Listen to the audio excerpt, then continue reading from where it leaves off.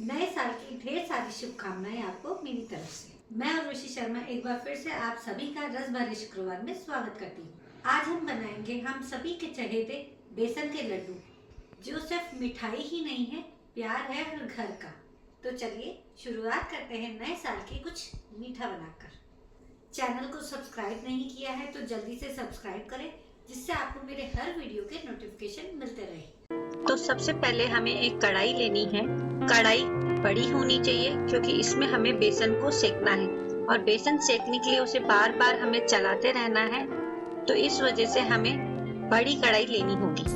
बड़ी कढ़ाई के साथ साथ हमें ये भी ध्यान रखना है कि हमारी कढ़ाई का तला थोड़ा मोटा हो, क्योंकि बेसन को सेकने में थोड़ा समय लगेगा ज्यादा और इसलिए बेसन जले ना, इस वजह से हम मोटे तले की कढ़ाई का यूज करते हैं।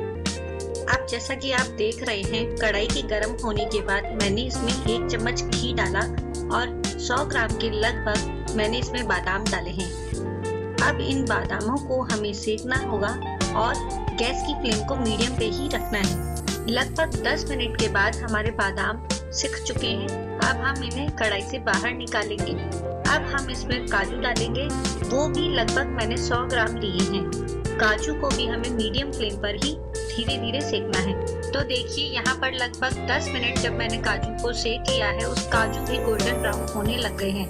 इसका मतलब हमारे काजू सिककर तैयार हैं। अब हम इन्हें भी अपनी कढ़ाई से बाहर निकाल लेंगे। अब इसी कढ़ाई में हम रवा ऐड करेंगे।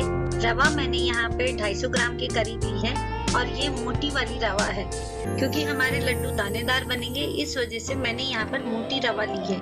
कई लोग रवा को सूजी भी कहते हैं, तो सूजी और रवा दोनों एक ही चीज है, लेकिन याद रखें ये आपको मोटी वाली लेनी है। गैस की फ्लेम को लो रखते हुए हमें हमारी सूजी को सेकना है। सूजी को हमें बिल्कुल भी छोड़ना नहीं है और कंटिन्यूअसली इसको चलाते रहना है। सूजी को हमें ब्राउन नहीं करना है, बस हल्का सा इसका टेक्सचर चेंज हो जाए तभी तक हमें इसे सेकना है। आप देख रहे होंगे सूजी हल्की हल्की सी गोल्डन होने लगी है, तो अब टाइम है इसमें हमारे सेकेंड इंग्रेडिएंट बेसन को मिलाने का। यहाँ पर मैंने 500 ग्राम दरदरा बेसन लिया है। कुछ लोग इसको मोटा बेसन भी बोलते हैं। जिस तरह का टेक्सचर हमें हमारे लड्डू में देना है, उसके लिए हमें दरदरा बेसन ही यूज करना होगा। इन लड्डुओं को बनाने में हमारा 600 से 700 ग्राम घी काम में आएगा। घी को ऐड करने के बाद अब हम हमारे बेसन को भूनेंगे। घी ऐड करने के बाद आप देखेंगे कि बेसन में थोड़े थोड़े गट्ठे से हो गए हैं, लेकिन उसके लिए आप बिल्कुल भी परेशान ना हो। जैसे जैसे बेसन सिकता जाएगा, ये गट्ठे भी अपने आप खत्म होते जाएंगे। लगभग 15 मिनट तक बेसन को सेकने के बाद हम इसमें हमारा तीसरा इंग्रेडिएंट मैदा मिलाएंगे। मैदा मैंने यहाँ पर 250 ग्राम के करीब ली है।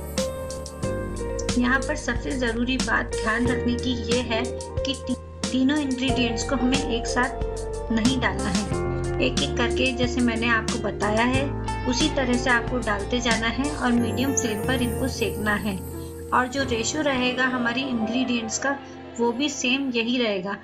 सूजी और मैदा का रेशो हमेशा बेसन से कम ही रहेगा, क्योंकि अगर हम सूजी और मैदा इसमें ज्यादा लेंगे और बेसन कम रहेगा तो हमारे लड्डू उतने सॉफ्ट नहीं बनेंगे।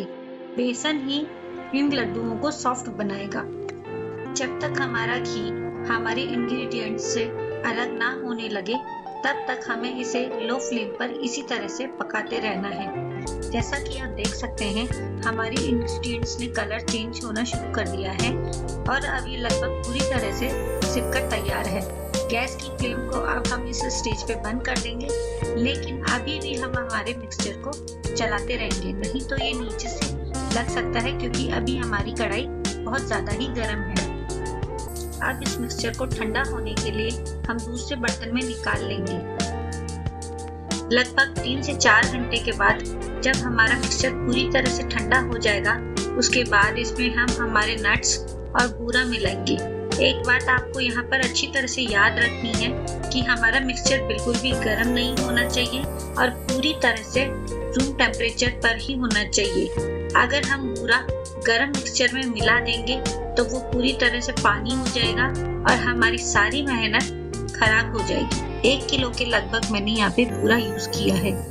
अब हम हमारे बूरा और बेसन दोनों को अच्छी तरह से हाथों से मिलाएंगे। जिससे वो आपस में अच्छी तरह से मिल जाए। तो देखिए हमारा मिक्सचर लड्डू बनाने के लिए एकदम परफेक्ट हो गया है। अब हम इससे हमारे लड्डू बनाएंगे।